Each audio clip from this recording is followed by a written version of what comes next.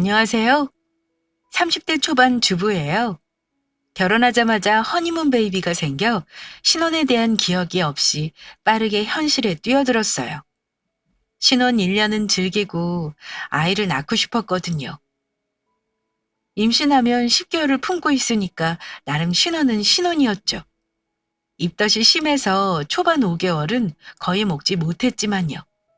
입덧 3개월이면 끝난다던데 저는 생각보다 오래 해서 혹시 막달까지 하는 거 아닐까 긴장했거든요. 다행히 5개월 지날 무렵 잦아들었어요. 그렇게 신혼이 아닌 신혼을 보내고 바로 육아로 이어졌죠. 왜 엄마들이 옛날에 뱃속에 있을 때가 제일 효자다라는 말들을 하셨잖아요. 그 말 너무 공감이더라고요. 요즘 세대가 많이 달라졌다는 소리를 하잖아요. 아빠들의 육아 참여가 많이 늘었다고요. 실제로 TV를 보면 다양한 프로그램을 통해 아빠들의 육아 참여를 유도하는 방송이 많아요. 식당을 가거나 지인 이야기를 들어보아도 전보다 아이들 키우는데 도움 주는 아빠들도 생각보다 많고요. 문제는 그런 분들을 항상 내 남편이 아니라는 점이죠. 전 독박 육아 전담반이었거든요. 요즘엔 엄마 혼자 아이를 키우면 독박이라는 말을 쓰더라고요. 독박? 고스톱에서 쓰는 그 말, 의아해 하실 듯 해요. 근데 그 말 맞답니다. 얼마나 절실함이 묻어나는지 느껴지시죠? 할머니들도 애 볼래, 밥 멜래 라고 물어보면 밥 매러 간다는 말도 있잖아요. 거기에 하나 더. 전 이혼한 시숙님 아이까지 봐야 했습니다. 얼굴에 철면피 깔고 애 맡기고 사라지는 시숙. 그 모습을 방관했던 남편 덕분에 전 육아지옥에서 벗어날 수 없었어요. 차라리 쌍둥이면 내 새끼니 억울하진 않죠. 벌써부터 고구마 100개 먹은 듯 답답함이 밀려오실 거예요. 그래도 역지사지로 남편 참교육 후 개과천선한 사이다 반전 이야기까지 다 들어주실 거죠? 그럼 형 이혼하는 거야? 그래, 그렇게 됐다. 결혼 생활 유지하려고 애썼는데 서로 성향이 전혀 달라. 어떻게 맞출 수 없는데 현아 있다고 맞춰 사는 것도 한계가 있더라. 자기가 난 자식도 안 돌보겠다는 그 여자 어떻게 믿고 살아? 그냥 나 혼자 해보려고 어떻게든 되겠지. 그럼 형이 현아 데리고? 형수는 아이에 대해 뭐라고 안 해? 뭐라 하긴. 현아가 아니라 위자료 이야기하는 위인인데 현아가 눈에 들어오겠어? 합의 이혼인데 위자료고 뭐고가 어딨어? 결혼한 지 3년 만에 이혼하는 거라 별다르게 모은 자산 있는 것도 아니고 그 사람은 현아가 자기 발목 잡는다 생각해. 그런 여자한테 위자료가 가당키나 해? 재수 씨, 그렇게 됐어요. 결혼한 지 얼마 안 되었는데 이런 소식 전해서 미안해요. 아니에요. 저한테 미안할 게 뭐 있어요. 결혼하고 출산이 다가올 무렵 아주버님이 이혼하셨어요. 형님하고 아주버님은 회사에서 동료로 만나 서로 마음이 맞아 결혼한 걸로 알고 있습니다. 하지만 막상 결혼 생활을 하다 보니 서로 생각하는 게 너무 달랐다 해요. 형님은 같은 회사 다니고 회사 돌아가는 것도 아니 아주버님이 사회생활을 이해해 줄 것이라 생각했죠. 아주버님은 형님이 사회생활 똑소리 나게 하니 결혼해서도 함께 사는데 좋을 거라 생각했대요. 집안일도 하면서요. 그런데 동상이몽이 따로 없었죠. 형님은 집안일엔 관심이 없고 사회생활에 대한 큰 포부가 있었어요. 여성 임원이 되고 싶다는 큰 뜻이요. 아주버님도 사회생활에 욕심이 있어서 형님과 늘 마찰이 있었던 거죠. 그러던 중 아이가 생기고 아이로 인해 발목이 잡혔다고 생각하는 형님. 아주버님은 결국 그런 형님을 보내주기로 결심했고요. 그런 이야기를 하는데 저에게 미안하다며 민망해 하시는 아주버님. 조금 안쓰러웠어요. 사실 저랑 이혼하는 것도 아니고 제게 미안하다고 자시고 할 일이 아니잖아요. 그땐 그냥 넘어갔는데 살다 보니 미안할 일이 생기더라고요. 아주버님 연락도 없이 웬일이에요? 재수 씨, 미안해요. 갑자기 미팅이 잡혔는데 베이비시터는 안 구해지고 현아 집에다 혼자 두고 갈 수 없어서 데리고 왔어요. 연락하고 왔어야 했는데 오느라 기저귀 챙기고 이유식 담느라 연락할 시간이 없었어요. 다행히 집에 있었네요. 미안해요. 현아 좀 부탁해요. 아주버님, 저 막 나가려던 참이었는데 저 없었으면 어쩌시려고 그랬어요. 앞으로는 전화 주고 오세요. 미팅이 몇 시인데요? 2시요. 30분 남았어요. 혹시나 베이비시터 구해질까 기다리다가 더 늦었네요. 미안해요. 갔다 올게요. 형님과 이혼한 아주버님은 프리랜서로 전향하셨어요. 아주버님 하시는 일이 재택도 가능하고 개인 사업체로도 업무를 할 수 있는 일이었거든요. 물론 그만큼 경력이 있어서 가능했지만 현아를 위해 많은 걸 포기하신 것 같았어요. 그래도 열심히 사는 아주버님이 참 대단하다 생각하고 있었죠? 그러던 어느 날 제가 출산한 지 6개월이 지났을 무렵 아주버님이 연락도 없이 급하게 찾아오셨어요. 미팅이 잡혔는데 베이비시터도 안 구해지고 2시간만 볼일 보고 온다는 거였죠. 저는 솔직히 당황했어요. 제 아이와 함께 문화센터를 막 나가려던 참이었거든요. 저 역시 회사를 계속 다니고 싶었어요. 하지만 아이가 클 때 정서적 교류가 중요하다고 남편과 상의 끝에 전업으로 아이를 돌보기로 했죠. 그래서 가능한 한 많은 시간을 아이와 보내고 싶었습니다. 하지만 많이 데리고 나가기엔 6개월 아이라 힘도 들고 일주일에 딱 한 번 외출하는 시간이었거든요. 그런데 그날 하필 아주버님이 조카를 데리고 온 거죠. 당황도 하고 기분도 썩 좋지 못했어요. 조카는 제 아이보다 6개월 정도 빨라서 돌이 지났거든요. 한창 손이 가는 개월수라 제 아이에게 집중할 시간이 없으니 아무래도 마음이 편치 못했죠. 재수 씨, 미안해요. 미팅이 길어질 것 같아요. 그래도 저녁까지는 안 할 거예요. 오늘 저녁 하지 마세요. 제가 갈 때 뭐 사갈게요. 미안하고 고마워요. 2시간이면 끝날 것 같다던 아주버님은 결국 남편이 퇴근할 시간쯤 집에 올 수 있다고 전화를 주었습니다. 그동안 저요? 자주 오는 곳이 아니라 조카는 흥분했는지 여기저기 돌아다니기 바빴어요. 제 아이는 6개월이라 아직 낮잠이 필요한 아이였고요. 그런데 조카가 거실을 휘젓고 다니니 낮잠을 잘 수 없어 결국 집에서 아기띠를 매야 했습니다. 낮잠을 안 자면 밤새 칭얼거리고 밤잠 패턴이 바뀌면 며칠 고생하거든요. 집에서 아기띠 메고 제 아이를 재우면서 조카가 집안을 어지르고 다니는 걸 뒤따라다니며 수습하고 있었어요. 저희 아이가 깨면 거실 바닥을 기어다니며 손에 잡히는 건 죄다 입으로 가져갈 걸 아니까 치우게 되더라고요. 그렇게 아주버님이 오시는 시간까지 엉덩이 한번 붙이지 못하고 조카 수발을 들어야 했습니다. 재수씨, 고마워요. 많이 힘드셨죠? 덕분에 미팅 잘 끝냈어요. 뭐 더 드시고 싶은 거 주문하세요. 제가 사드릴게요. 현아가 저희 집이 낯설어 그런지 낮잠을 안 자서 밤에 좀 칭얼댈 것 같아요. 미팅 종종 생길 것 같으면 베이비시터 구하는 것보다 집 앞 어린이집에 잠시라도 보내는 게 나은 거 아니에요? 그러긴 한데 그래도 2돌까진 제가 데리고 있고 싶어서요. 말을 하고 의사표현을 해야 보내도 안심되니까. 저녁에 아주버님이 돌아왔어요.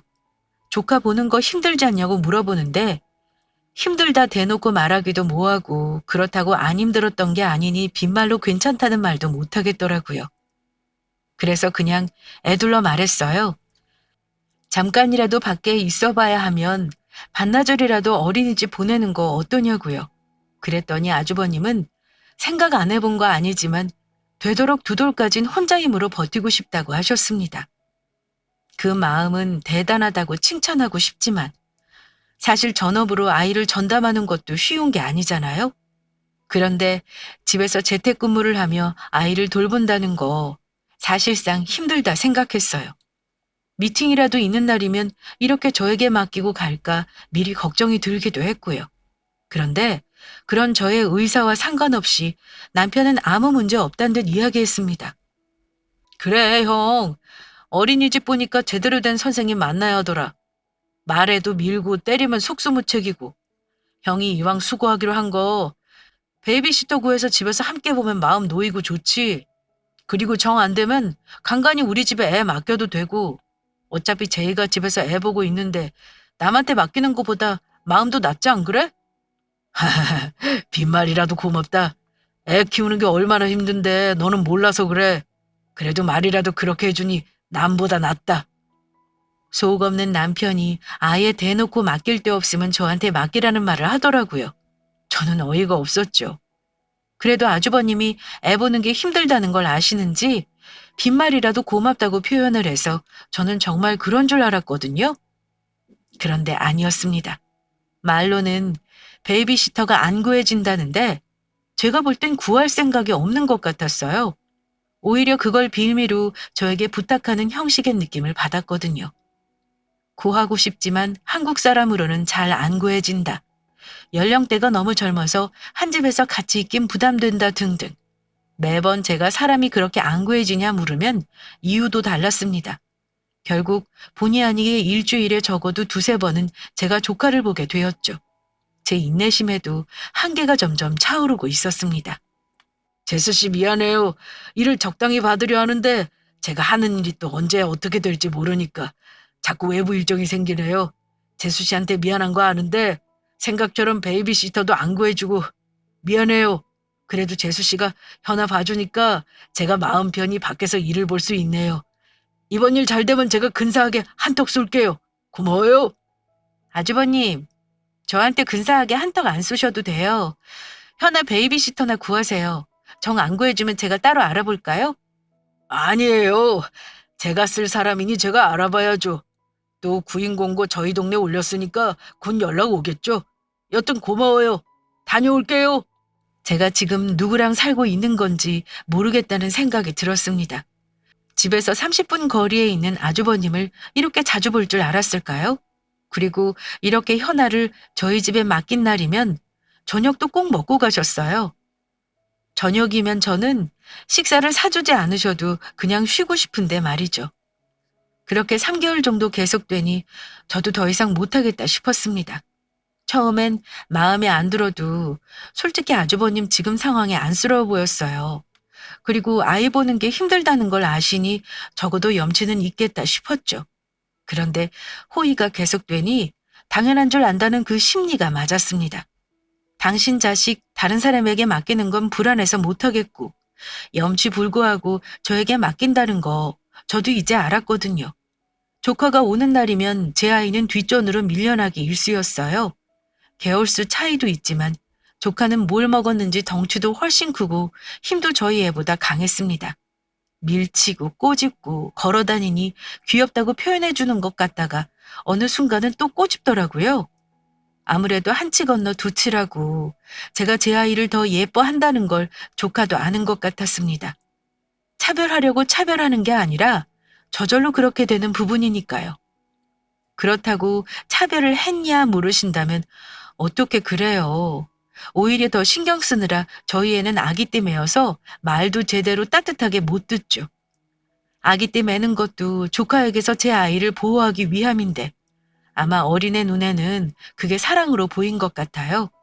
제가 식사를 준비하려 저희 애를 바닥에 내려놓으면 귀신같이 와 괴롭히기도 했으니까요. 나 이제 더 이상은 현아 못 봐주겠어. 이건 돌아다니는 게 갈수록 더 활발해지니까 내가 예린이를 제대로 볼 수가 없어. 현아는 두 발로 걸어다니면서 온 집안 쑤시고 다니지. 예린이는 이제 물건 짚고 일어나서 손에 잡히는 건 죄다 바닥으로 내동댕이 치지. 하루가 어떻게 가는 줄도 모르겠어. 그나마 처음에 아주버님이 현아 맡길 땐 오후에 잠깐이면 되었는데 요즘엔 그렇지도 않아. 맡길 때 아예 외출할 일을 싹 다 보고 오면 편하다나? 오전 중 맡기고 가시면 하루 온종일 애 둘을 혼자 봐야 하는데 내가 왜? 대체 왜? 나 이제 더 이상 못 보니까 그런 줄 알아. 왜 그래? 지금까지 잘해줬으면서 솔직히 현아 안쓰럽지도 않아? 형도 두 돌 지나면 어린이집 보낸다 하니까 이제 얼마 남지도 않았는데 지금 와서 그럼 형은 또 어떻고? 그리고 솔직히 애 보는 게 뭐가 힘들다고 그래? 당신이 집안 어지르는 거 싫으니까 따라다니면서 치우니까 그렇지. 애 키우는 사람들 이야기하는 거 들어보면 자기 전에 애들 재우고 딱 한 번만 치우면 된다는데 당신이 너무 일을 사서 하는 건 아니고? 아니 그럼 애들이 어지럽히는 걸 내버려두라고? 현아는 걸어다니는데 바닥에 뭐 있으면 제대로 피하지도 못해 걸려 넘어져. 얼굴에 상처라도 나면 어쩌려고 그래? 내 애도 아닌데. 예린이는 또 어쩌고? 예린이가 손으로 짚고 올라서서 바닥으로 끌어내리는 물건들은 다 위험해서 올리고 또 올려도 잡고 올라가 죄다 뒤집어 놓는데 그걸 내버려 두라고? 내버려 두면 현아가 와서 던지고 그러는 걸 대체 알고 하는 소리야? 아이고, 그래서 예린이 동생은 어떻게 나오려고 그래? 애들이 다 그런 거지. 요즘 부모들 그게 문제라더라. 다치고 까져봐야 위험한 거 안다는데 걱정되니까 따라다니면서 이건 위험해, 이건 안 돼 하니까 애들이 오히려 조심성 없고 감을 모른다잖아. 다쳐봐야 감도 알고 알아서 조심하고 그런 거지. 마음 비워. 비우면 되는 거. 애 보는 거 뭐 힘들다고 이렇게 유난인 건지. 남편은 도무지 이야기가 통하는 사람이 아니었습니다. 나이차가 나면 맑게 알아듣는 아이한테 더 주의할 수 있겠죠. 하다못해 둘 다 내 아이라면 마음이 편히 혼내더라도 혼낼 수 있을 것 같아요. 하지만 아니었습니다. 내 아이가 아니니 혼을 내는 것도 어렵고 주의를 줘도 사실 두 돌도 안 된 아이가 뭘 얼마나 알아듣겠나요? 하루 종일 내 아이와 조카 사이를 오가며 위험하지 않도록 정리하는 게 제가 할 수 있는 유일한 일이었습니다. 그런 제가 하는 일이 까탈스럽다고 말하는 남편. 서운한 게 아니라 화가 났어요. 남의 자식은 키워도 좋은 소리 못 듣는다더니 그게 지금 저를 두고 하는 소리구나 싶었죠. 꼭 뻐꾸기 같았어요. 뻐꾸기가 그런다죠. 철새라 알을 오래 품을 시간이 없어서 다른 새 둥지에 알을 낳는데요. 그러면 알을 깨고 나온 뻐꾸기 새끼가 원래 알들을 밀어버리고 먹이도 더 많이 먹고 성장도 더 빠르게 한다고요. 정말 조카와 제 아이를 보는 느낌이었습니다. 더 이상은 안 되겠다고 생각했어요. 애 키우는 거 힘든 거 안다면서 매번 아침에 조카 데리고 저희 집으로 오는 아주버님이나 애 키우는 거 별거 아닌데 그거 좀 봐주면 큰일이냐고 말하는 남편. 진짜 속 터지더라고요. 엄마. 이모들 주말에 여행 가자는데 너 시간 괜찮냐고 물어보네. 예린이 때문에 안 되지? 다들 너 못 본 지 오래되었다고 특히 막내 이모가 너 보고 싶다 그래서 연락해봤지. 혹시 장서방이 애 봐주면 너 올 수 있나 해서. 예린이 이유식 먹어서 모유 완전히 끊은 거 아니야? 모유 진짜 끊었지. 여행? 어디로 가는데? 알았어. 일단 물어볼게. 그러던 어느 날 친정엄마에게 전화가 왔어요. 주말에 이모들이랑 여행 가는데 올 수 있냐고요. 이모가 총 4명이 있는데 막내 이모가 저랑 7살 차이 나요. 거의 자매처럼 자랐죠? 터울이 크지 않으니 이모들하고 사이도 좋았고요. 그런데 타지로 신혼집 얻고 아이를 키우다 보니 생각보다 자주 못 만나게 되었어요. 코시국도 풀리고 자유롭게 여행도 가능하니 봄바람 쐬고 오자고 하네요. 예린이랑 하루 떨어진 적이 없어 흔쾌히 알았다 말하기 뭐했어요. 그렇다고 돌쟁이도 안 된 아이를 데리고 가는 건 안 가는 게 낫다 싶었고요. 그래서 남편에게 물어보겠다고 말하고 전화를 끊었는데 옆에서 남편이 듣고 있었습니다. 뭐 그런 거 고민하고 그래. 예린이 두고 다녀오면 되지. 뭐 일수이 하는 것도 아니고 애 아빠가 애 보는 게 힘든 것도 아니고 장모님이랑 이모님이랑 다녀오면 되지. 그걸 뭘 물어본다 그래? 그래? 당신 혼자 예린이 볼 수 있겠어?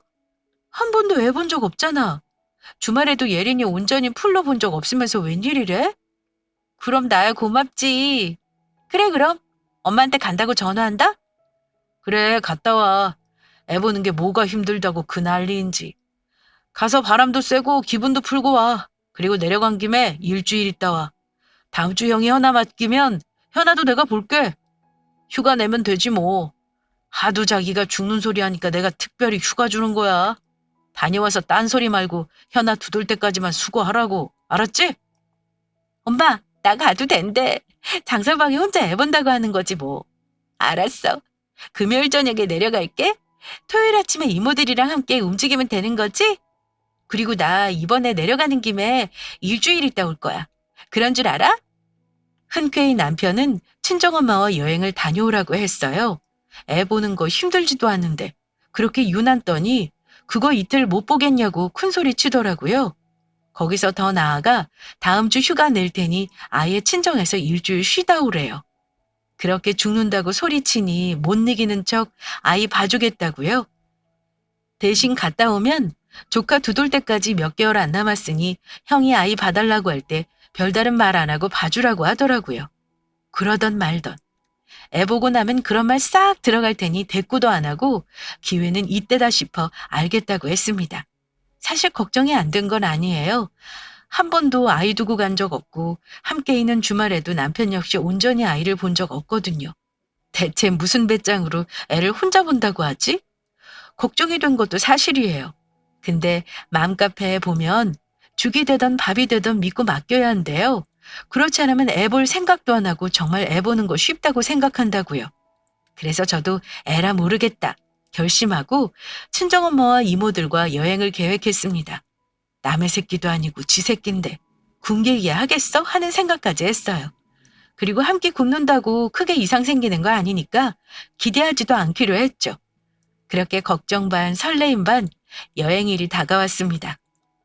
자기야, 이유식은 냉장고에 넣어뒀으니까 데워서 주면 돼? 너무 뜨거우면 입 다 되니까 손목에 이유식 조금 돼서 온도 적절한지 체크해보고 중간중간 간식 너무 많이 주지 말고. 예린이 입 짧아서 간식 많이 주면 이유식 안 먹으니까 이유식 종류별로 해놨으니까 끼니마다 다른 거 먹이고. 아, 내가 알아서 할게. 안 갈 거야? 뭐 그렇게 말이 많아. 내가 보는 거니까 알아서 할게. 이유식 뭐하러 했어? 요즘에 본죽에도 이유식 잘 나오던데. 여튼 알았으니까 여행 재밌게 다녀와. 모르는 거 생기면 전화할게. 알았어.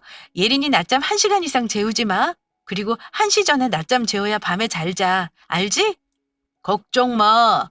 밤에 못 자면 같이 놀면 되는 거지. 아, 농담이야. 당신이 하도 걱정하고 못 가니까 해본 소리야. 어서 다녀와. 어려운 것도 아니고 때 되면 밥 주고 울면 기저귀 갈아주고 재우고 놀아주면 될 거. 걱정도 팔자다. 도착하면 전화하고. 그렇게 전 금요일 저녁 예린이가 자는 걸 확인하고 친정으로 내려갔어요. 내일부터 남편이 혼자 아이를 볼 수 있을까 걱정되었지만 한편으론 속 시원했습니다. 어디 너도 당해봐라 라는 느낌이죠. 애 보는 게 생각보다 힘들다는 건 정말 겪어보지 않으면 알 수 없다고 생각해요. 더러 아이 보는 걸 수월하게 하는 몇몇 사람들을 제외하곤 대부분 사람들은 힘들어하는 경우가 많고요. 특히 남편은 저에게 애 뭐 힘드냐고 난리쳤던 사람이니 더 힘들 거라 생각해요. 원래 다른 사람 일 하는 거 쉽다고 잔소리하는 사람 치고 정말 쉽게 하는 사람 없으니까요. 제 예상은 적중했습니다. 자기야, 지금 있났어? 왜 아침에 전화를 안 받아? 예린이 원래 이렇게 일찍 일어나? 아침부터 뭐가 마음에 안 드는 건지 계속 울어. 기저귀 갈아줬는데 그래도 울어. 기저귀 젖은 건 아닌 것 같은데 어디 아픈 걸까? 아침에 일어나 친정엄마랑 목욕탕에 다녀왔어요. 원래 목욕탕 가는 걸 좋아했는데 건강 걱정으로 한동안 가지 못했거든요.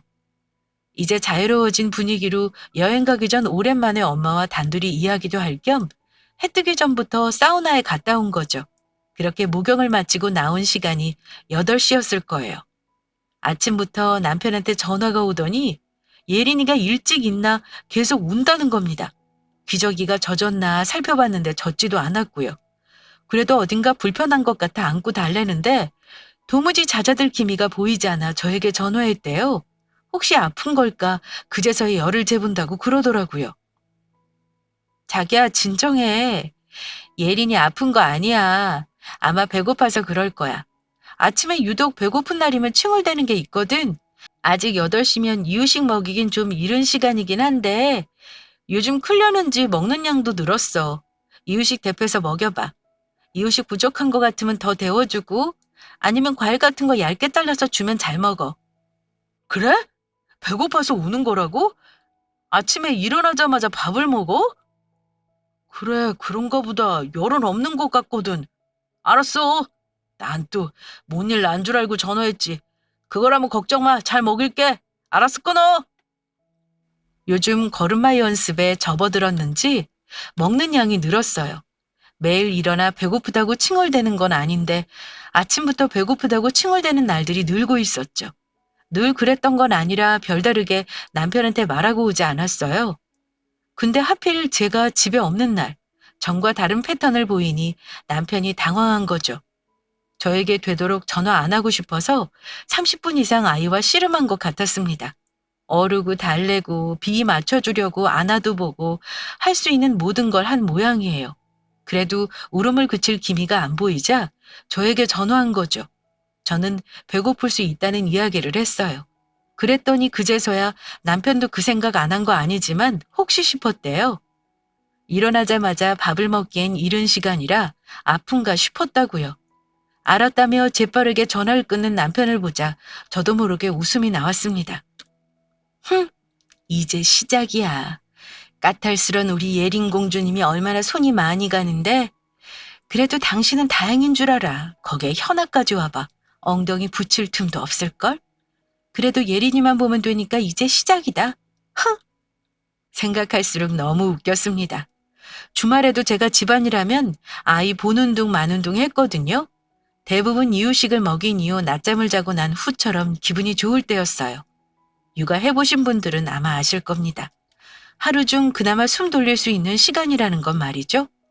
길게 혼자 무언가 하는 시간은 아니지만 그래도 20분에서 30분 정도는 혼자 잘 놀 시간이라 그 시간에 밥 급하게 먹던가 밀린 설거지를 하던가 하잖아요. 정말 그 시간에 아이 보면서 애 쉽다고 말하던 사람이 온전히 아이를 봐야 했으니 오죽했겠어요. 아침 8시에 아이가 눈 뜨자마자 저에게 전화할 정도니 말 다 했죠. 아침부터 전 여행 갈 생각에 들뜬 게 아니라 남편이 아이 보면서 골머리 썩을 걸 생각하니 고소했거든요. 그런데 그 이후 전화가 별다르게 오지 않았어요. 내심 전화가 계속 걸려오고 난리 날 줄 알았거든요. 그런데 잠잠해서 조금 아쉬웠습니다. 그런 생각도 들었어요. 정말 애 보는 게 쉬운데 내가 어렵게 봤나? 그런 생각이죠. 그래도 여행하는 내내 남편에게 전화 걸지 않았어요. 아이가 아빠랑 있는데 걱정하는 것도 웃기고 무슨 일 있으면 전화할 거라 생각했으니까요. 마음에 딴 데가 있으니 여행 내내 시간이 안 가는 것 같았습니다. 신데렐라가 된 것 마냥 자꾸 시계를 보게 되었거든요. 정말 괜찮은 건가? 아무 일 없나? 싶기도 하면서 보고 싶기도 했어요. 아이와 남편을 두고 처음 떠난 여행은 좋은 거 반, 걱정되고 궁금한 거 반으로 온전히 즐기지 못했죠. 그렇게 1박 2일 일정의 여행이 끝났어요. 친정으로 가는 발걸음에서 생각이 많았습니다. 저녁에 밥 먹고 올라갈까? 그냥 못 이기는 척 일주일 다 있을까? 전화는 언제 해볼까? 예린이 밤에 잠자면 전화 올려나? 머릿속이 복잡하더라고요. 왜 온전히 즐기지 못하냐 궁금하실 것 같은데 아마 돌도 안 된 애 키우시는 엄마 마음이 다 같지 않을까 해요. 이 시기엔 신랑보다 더 많은 시간이 붙어 있으니 어쩌면 당연할 수 있지만요. 아빠, 저 왔어요. 어? 자기야, 자기가 왜 여기 있어? 당신 왔어? 도무지 예린이랑 당신 올 때까지 못 기다리겠어서 나 혼자는 도저히 예린이를 못 보겠더라. 당신한텐 자존심 상해서 전화 못 하겠고 당신 집에 올라올 때 같이 오려고 어제 저녁에 아버님한테 전화하고 내려왔어. 당신 없이 예린이 데리고 하루 자는 거 더 못할 것 같아서. 아, 당신 얼굴 보니까 이제 살 것 같다. 여행은 잘 다녀왔어? 뭐야, 애 보는 거 쉽다며. 뭐가 힘드냐며. 알아서 잘 볼 테니 관심 끄라며. 차 내가 가지고 왔잖아. KTX 타고 온 거야? KTX 타고 역으로는 아버님이 마중 나왔지. KTX 타고 이동하는 게 문제야? 둘이 있으면 내가 예린이 못 보고 울게 생겼는데? 그리고 왜 이렇게 챙길 건 많은지 가방이 한가득이라 한 손에 기저귀 가방 들고 다른 한 손엔 내복이랑 갈아입을 옷 그리고 이유식까지 챙기느라 죽는 줄 알았네. 아버님이랑 둘이 보는데도 예린이가 껌딱지라 떨어지지 않아 힘들었어. 밥도 교대로 먹었다니까? 친정엄마 집에 도착해서 깜짝 놀랐어요. 문을 열고 반기는 사람이 친정아빠가 아니라 남편이었거든요. 겸연쩍은 듯 웃는 남편은 죽는 소리를 해댔어요. 아이 보는 게 이렇게 힘든 일인 줄 몰랐다고요. 눈을 뗄 수 없으니 계속 붙어 있어야 했고 밥도 못 먹고 힘들어서 하루 더 못 볼 것 같아 점심시간 지나서 바로 저희 아빠한테 전화하고 친정에 내려왔다 했습니다. 그러면서 저희 아빠한테 SOS를 한 게 신의 한 수라고 웃더라고요.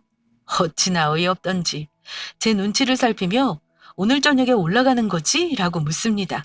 사실 남편이 혼자 아이 볼 수 있다고 호언장담했거든요. 그런데 제가 집을 비운 지 하루도 안 돼 두 손 두 발 다 들었더라고요. 자기야, 미안해. 애 보는 거 되게 어렵구나. 처음 알았어. 나는 자기가 뭐든 뚝딱뚝딱 하길래 아무것도 안 해도 예린이 혼자 밥 잘 먹고 잘 자는 줄 알았거든? 근데 아니더라.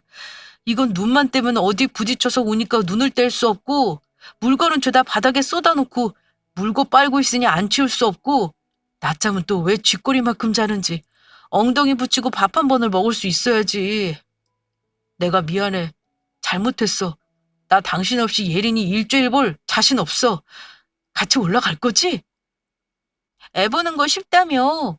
예린이 하나로 이렇게 나한테 미안하다고 말하면 안 되지. 내가 집에서 애 보니까 현아 맡기는 거 일도 아니라며?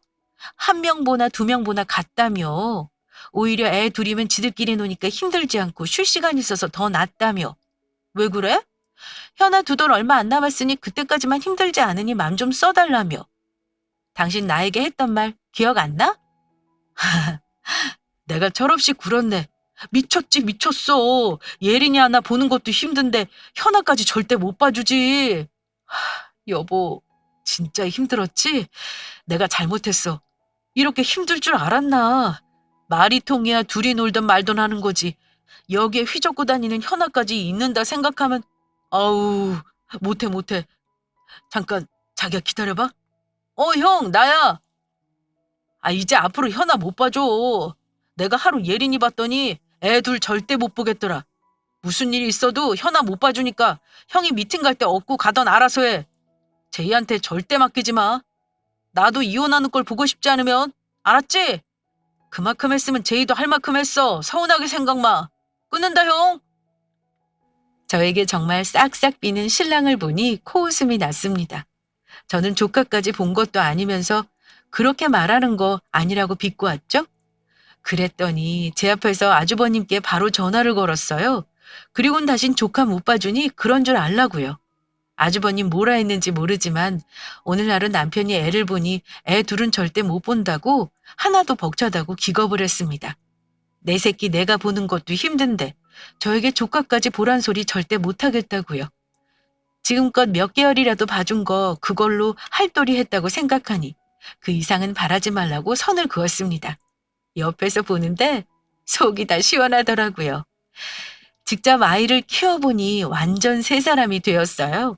역시 역지사지로 입장을 바꿔 보아야 힘든지 안 힘든지 알 수 있구나 싶었습니다.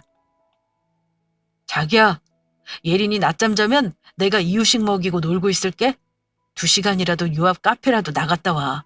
혹시 예린이 너무 보채면 내가 전화할게. 평일에 하루 종일 예린이랑 둘이 애 보느라 답답하고 힘들었지? 어서 나갔다 와. 고마워. 올 때 당신 마실 거 하나 사다 줘? 아니야, 괜찮아. 집에 있는 거 마셔도 되고 이따 예린이 깨고 놀다가 전화할게. 바람 쐬러 갈 거면 유모차 끌고 동네라도 한 바퀴 돌지 뭐. 그래서 저 요즘 행복가요? 남편이 완전 달라졌거든요.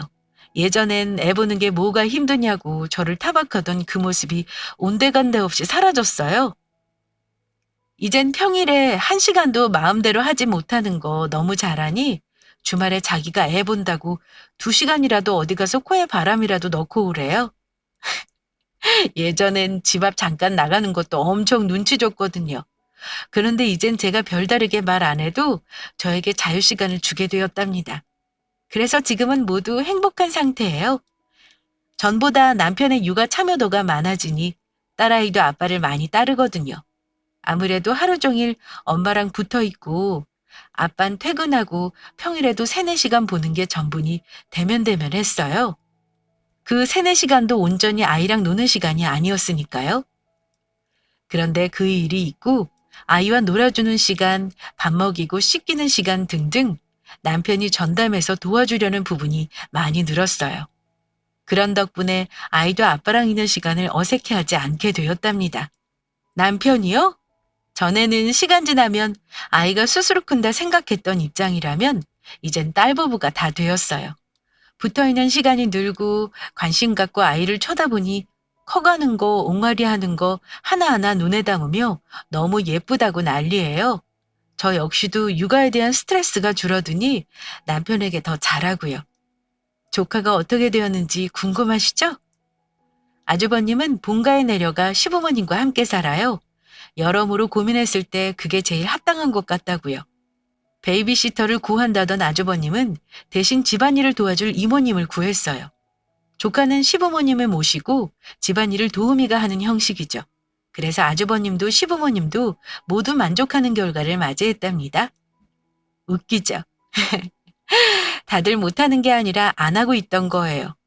중간에 저만 바보 될 뻔한 거죠? 이모의 여행 제한이 없었다면 아마 저 혼자 친정으로 주랭랑을 치는 배포 있는 행동은 못했을 것 같아요. 제가 아니면 안 될 것 같다는 착각에 사로잡혔던 거죠. 그 일을 계기로 저도 하나 배웠답니다. 입장을 바꿔 생각해보면 된다는 점과 이가 없으면 잇몸으로 어떻게든 한다는 점이죠. 사실 조카 못 본다고 남편이 선언했을 때 한편으로 조카가 짠했거든요. 아이는 죄가 없으니까요. 그런데 다 방법이 있더라고요. 좀 더 쉬운 방법을 선호했던 것뿐이죠. 육아가 참 어려운 것 같아요. 예쁘지만 힘들고 어려운 게 사실이니까요. 예전 부모님 세대가 존경스러운 거 있죠. 어떻게 몇씩 낳아서 키웠을까 싶거든요. 하루가 힘들 땐 현실 도피하고 싶다는 생각도 하지만 천사처럼 잠든 아이를 보면 커가는 게 서운하게 느껴져요. 지금이 한창 힘들어도 다 지나고 나면 제일 행복한 시기라고 친정엄마가 늘 말씀해 주세요. 그 말뜻이 뭔지 이젠 저도 알 것 같아요. 그래서 더 많이 사랑 주고 행복하게 살려고요. 사연 들으시는 모든 시청자분들도 행복하세요?